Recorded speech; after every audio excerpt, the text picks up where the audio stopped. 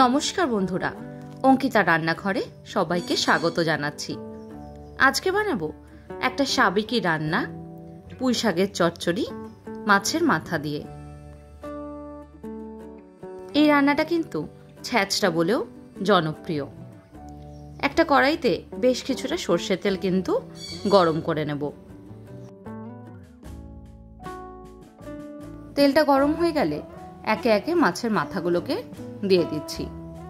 মাছের মাথাগুলো দিয়ে খুব ভালো করে কিন্তু ভেজে নেব। মাছের মাথাগুলোকে আগেই আমি নুন আর হলুদ দিয়ে মাখিয়ে রেখেছিলাম। এক পিঠটা ভালো করে ভাজা হয়ে গেলে উল্টে কিন্তু অন্য পিঠটাও ভেজে নেব। মাছের মাথাগুলো একটু সময় নিয়ে বেশ লাল লাল করে কিন্তু ভেজে তুলে রাখবো। এবার ওই কড়াইয়ের মধ্যে দিয়ে দেব জিরে ফোড়ন। ফোড়নটা দিয়ে কিন্তু দিয়ে দিচ্ছি লম্বা করে কেটে নেওয়া বেগুনগুলো। আমি এখানে যেহেতু ছোট বেগুন ব্যবহার করেছি, তাই দু অর্ধেক করেই কিন্তু বেগুনগুলোকে দিয়ে দিচ্ছি। খুব ভালো করে এবার বেগুনগুলোকে 2 থেকে 3 মিনিটের জন্য কিন্তু ভেজে নেব।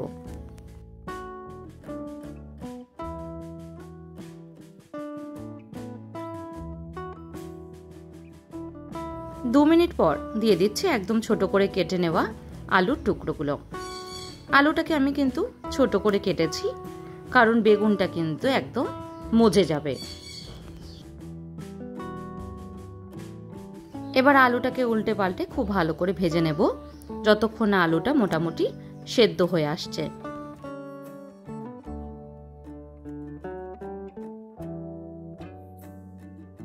আলু আর বেগুনটাকে ভেজে নিয়ে দিয়ে দিচ্ছি পরিমাণ মতো নুন, তার সঙ্গে দিয়ে দিচ্ছি 1 চামচ হলুদ, তার সঙ্গে দেব কটা কাঁচা লঙ্কা। এবার খুব ভালোভাবে কিন্তু মিশিয়ে নেব আরেকবার।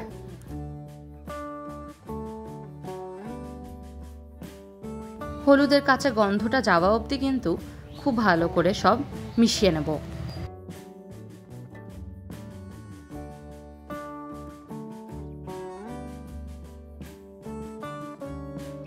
এবার দিয়ে দিচ্ছি একদম মিহি করে কুচিয়ে নেওয়া পেঁয়াজ।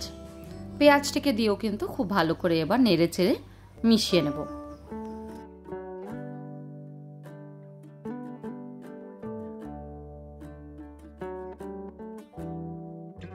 খুব সহজেই কিন্তু এই রেসিপিটা বানিয়ে নেওয়া যায়, আবার খুব স্বাদও কিন্তু এই রেসিপিটার হয়।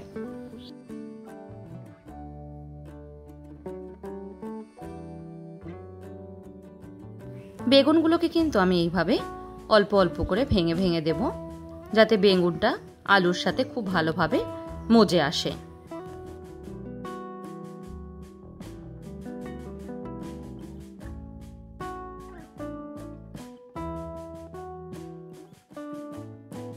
আলু আর বেগুনটা ভালোভাবে মজে আসলে তার মধ্যে দিয়ে দিচ্ছি কেটে ভালো করে ধুয়ে নেওয়া পুঁই শাকগুলো।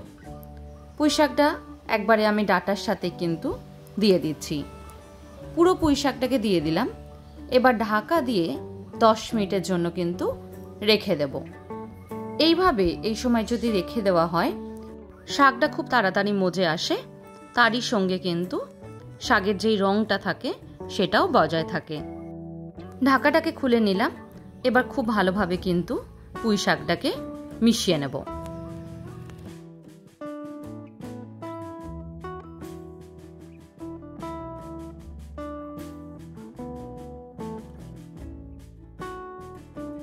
উল্টে পাল্টে খুব ভালো করে শাকটাকে মেশাবো, যাতে সবকিছুই খুব ভালো করে কিন্তু মজানো যায়।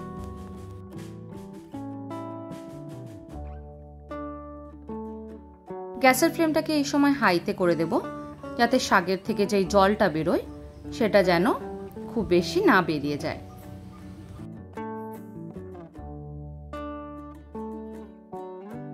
শাকের মধ্যে কিন্তু কোনো রকমের জলের ব্যবহার করবেন না, তাহলে কিন্তু টেস্ট অনেকটাই কমে যায়। এইভাবে অল্প অল্প করে ঢাকা দিয়ে রান্না করবেন, তাতে কিন্তু স্বাদটা বজায় থাকে। এবার দিয়ে দিচ্ছি আগের থেকে ভেজে নেওয়া মাছের মাথাগুলো। মাথাগুলো দিয়ে দিলাম, আবারও ঢাকা দিয়ে কিন্তু 5 মিনিটের জন্য সেদ্ধ হতে দেব। 5 মিনিট পর ঢাকাটাকে খুলে নিচ্ছি। আবারও কিন্তু খুব ভালো করে এবার মাছের মাথার সাথে পুঁই শাকটাকে মিশিয়ে নেব। এরই সাথে কিন্তু আস্তে আস্তে করে মাথাগুলোকে ভেঙে ভেঙে দেব।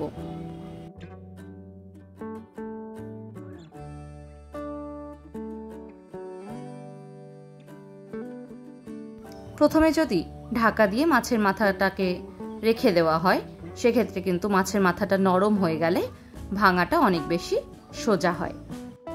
আপনাদের যদি মনে হয় আপনারা কিন্তু আগে মাছের মাথাটা ভেঙে তারপরেও এর মধ্যে ব্যবহার করতে পারেন। মাছের মাথাটাকে নেড়ে চেড়ে খুব ভালোভাবে কিন্তু সবকিছুর সাথে মিশিয়ে নিয়েছি। মাছের মাথাটা ব্যবহার করার ফলে এই রান্নাটাই কিন্তু একটা দ্বিগুণ স্বাদ চলে আসে। এই রেসিপিটা প্রায় সবার বাড়িতেই হয়ে থাকে, আমি তাও আজকে একবার দেখিয়ে দিলাম। আজকের মতন এইটুকুই, আবার দেখা হবে নতুন কোনো রেসিপি নিয়ে। ভালো থাকবেন, সুস্থ থাকবেন, ধন্যবাদ।